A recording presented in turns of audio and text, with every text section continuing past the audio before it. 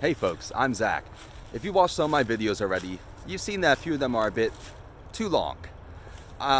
Viewers have already suggested that I make shorter videos and post those in between the other ones, so I'm going to start doing that.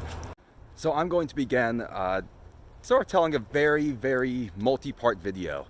Just the story of from when I started hiking in Israel all the way till I got robbed in a jungle in Borneo and had to come home. Sort of the 2.5, almost 3 years I was overseas.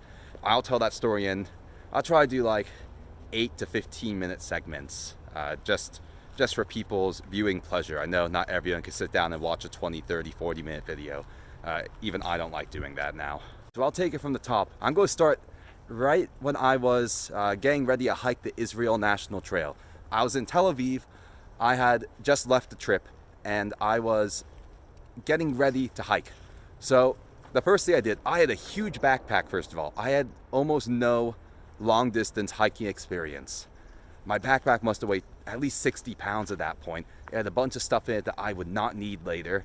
But I didn't know that at the time. I thought you needed like 6 pairs of extra clothing to hike, all sorts of other stuff. I had no idea that a smaller backpack is better then. So I went to a hostel, which is like a backpacker's hotel. It's cheaper, you meet cooler people. You don't get your own room usually. It's you stay in like at least a 6-person dormitory. The ones in Israel have more people, but they're pretty safe. I went to Google Maps. I looked up cheap hostels in Tel Aviv, and the first one I found was the Abraham Hostel. So I trudged my way over there with this 60-pound military backpack, and I had to sort of wait for the rooms to be opened up. Then I went in. I just went to sleep for like the whole day. Next morning, not early enough for the free breakfast. I didn't realize there was one at the time. I got up and I went through my backpack. I tossed into a big trash bag so much clothing, like an extra pair of shoes, like 2 pairs of jeans, a bunch of shirts, all sorts of stuff that I didn't think I'd need. And at the end, my backpack still weighed at least 30 or 40 pounds, minus all the water I was carrying. It was an insane amount. I'm never carrying that much weight again, unless it's like a very special trip where I'm going through a remote area. But I left a huge bag full of like hiking gear and extra clothes under the sink in the Abraham Hostel. Then on my sort of first day by myself in Israel, I hiked across the city. There was another hostel called The Spot. It had just opened up. It was $20 a night, not just for the room or the bed, which was very nice, like a cold room that had a curtains that would hide your bed from other ones, a light inside it, the phone chargers, very comfortable mattress and pillow. It had a free breakfast, which ended up being incredible. Best food I've ever eaten. So I hiked across the city, and every couple of blocks I'd have to stop and rest for a couple minutes because I was not used to hiking with a 30, 40-pound backpack. It was wild. And no one paid any attention to me as a backpacker. I was stopping and sitting on benches and stuff because it's Israel.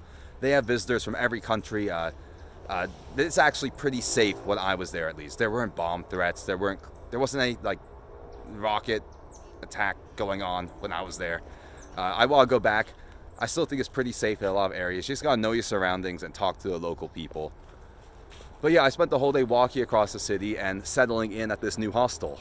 Then for the next maybe week and a half, I was trying to get a guidebook. All the online sources said you should not hike the Israel National Trail without the guidebook. It tells you what route you should take each day, where you should stop for food, water, all that stuff. I went all over trying to find this. I went to bookstores in the mall and stuff, walking to them. I didn't want to try and mess with the public transportation there. I never found the guidebook. I ended up walking without it. Then I started trying to leave, and I'd wake up one day and say, it's too late. I'm just going to have a normal, relaxed day, walk around the beaches and stuff. Finally, I actually got my ass up and left. I did not leave very early in the morning because I wanted to stay for the free breakfast, and I did. I stole a couple eggs to take with me, and I started walking. Straight away, I walked in the wrong direction. I walked for like 15, 20 minutes. Then I looked at my Google Maps. I said, oh, I'm going the wrong way. So I had to turn around and start walking north from Tel Aviv. You sort of go right along the beach at the start of the trail. And on this sort of beachside sidewalk, there are joggers and stuff. There's water fountains every few hundred feet. It's very much built for outdoor activity. It's a very fit country. They have very beautiful people in Israel. But I was not used to walking with a heavy backpack in the hot season sun of a mostly desert country. So by I think 11 o'clock, I was exhausted. And I don't even know what happened. I was like running on autopilot. I got off the sidewalk. I saw this pine tree. I thought, shelter, shade. I crawled under this pine tree. A horrible place to find shelter. It barely blocked out the sun. I laid out my sleeping bag even and laid down on it for like 20 minutes. Then I realized like, I can't sleep under here. It's the middle of the day. It's really hot under this pine tree. I'm like getting poked by pine needles. But I just got up. I did feel refreshed after. But I ended up going to this sort of pavilion area near the beach. And I like alternated between trying to read a book and trying to sleep. And neither really worked. I'm not a person who can sleep in the middle of the day, unfortunately. I can't do siestas. I wish I could.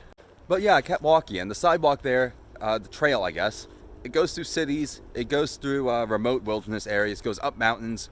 I sort of went off trail at one point later on. But the first day, I hiked almost 20 miles, I think. I think it was almost exactly 20 miles, which was quite a bit for a first day of hiking with a heavy backpack and stuff. I passed by this other beach that had like a fancy elevator on it, and I went down, got ice cream there.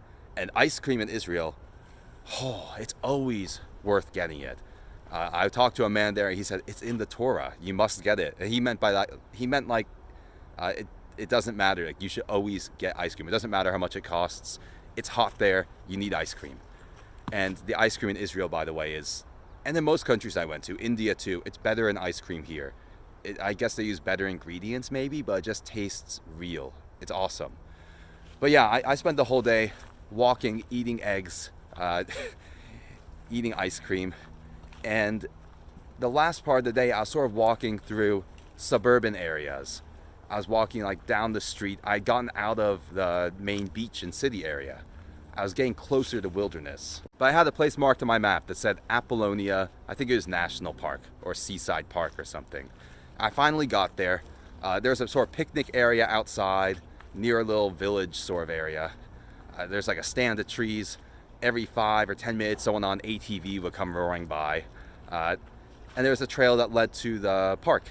So I walked over to the park and said, can I camp here? They said, sure, it's just 24 shekels. I said, screw that. That's like $6, $7. That's the same price as a cone of ice cream. I'm just going to camp in that free camping area that has a picnic table. So I did that.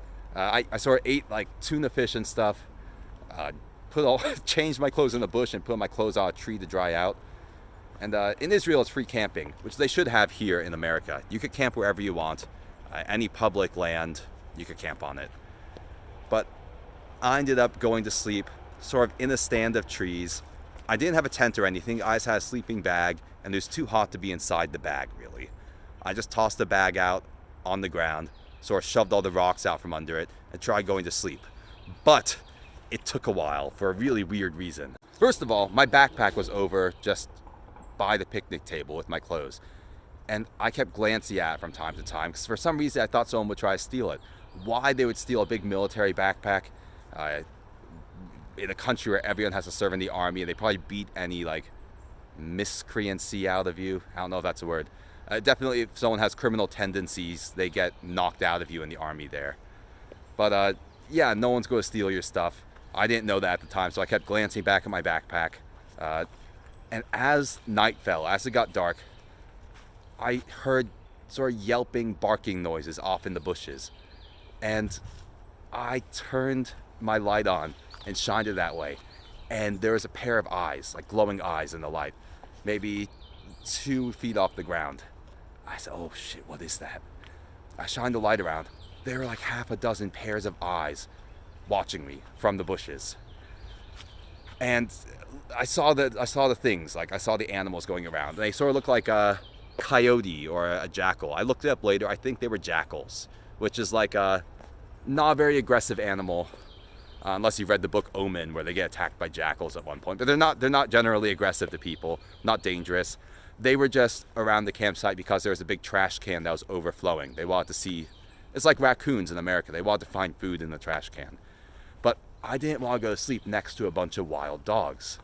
So I pulled out the one item I'd already bought in Israel. It's like my only souvenir. It was this weird $5 wooden flute I got in one of the cities. And it made this horrible sound.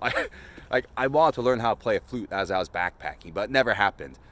My backpack had a bad strap on one side. I'd always have to pull it down and adjust it, so I didn't have a hand to play a flute. But the flute did come in useful because it made this horrible screeching sound, and it would scare off wild animals. Most of them are not aggressive. They don't want to be around people or loud noises. So I saw all these glowing eyes. I pulled out the flute. I went, horrible sound. It sounds like a train whistle almost. And all the dogs or jackals or whatever they were ran off into the bushes.